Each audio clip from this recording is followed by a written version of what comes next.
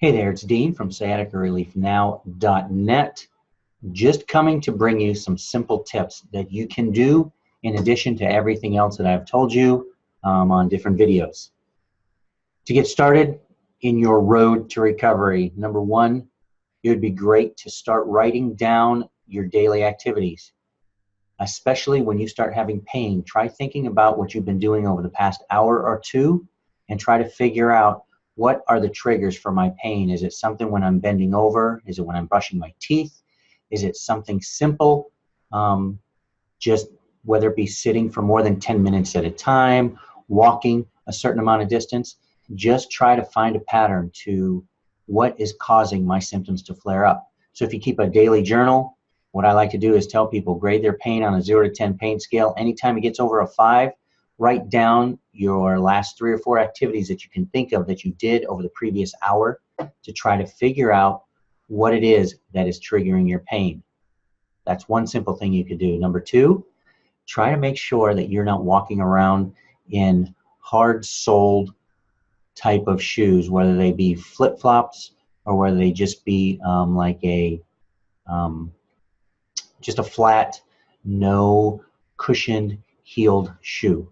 What I'm finding is a lot of times when people walk around, their heel and their leg is banging into the ground so hard that it's causing problems in their low back. Whether they have issues or not, it can cause a problem in the low back. So find the softest soled shoes you can and see if that will make a difference. My preference for walking activities are Nike Airs, just simply because it is as it says. It's air, and believe it or not, you can walk on air.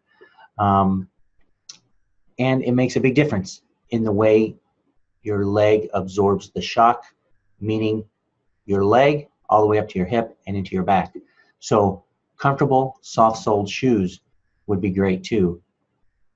One other tip that you can do, please avoid bending over from the waist as much as possible. Now, I know you need to do it for brushing your teeth, for getting things in and out of a dishwasher, for getting things in and out of an oven, a washing machine, dryer, and all the normal household activities, bending over to make a bed, reaching into a cupboard, bending down to get things into a drawer. But if you can think, if my feet are side by side and I go to bend over, all the weight and all the pressure is going in the low back. If you can put one foot forward, and it doesn't matter which one, whether it be your right leg or your left leg, whichever one's more comfortable for you, move your feet apart about 6 inches to 2 feet, depending on what you're going to be bending over into.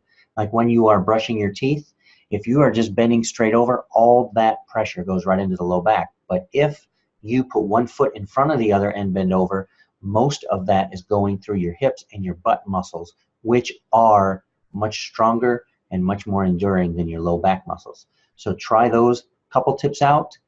See what you can find out as far as what is the activity, what is the pattern, what is it that is causing these symptoms to flare.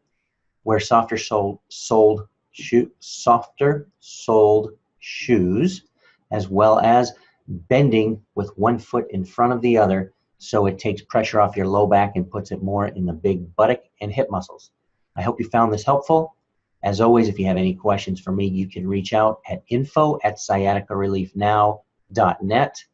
Have a wonderful day.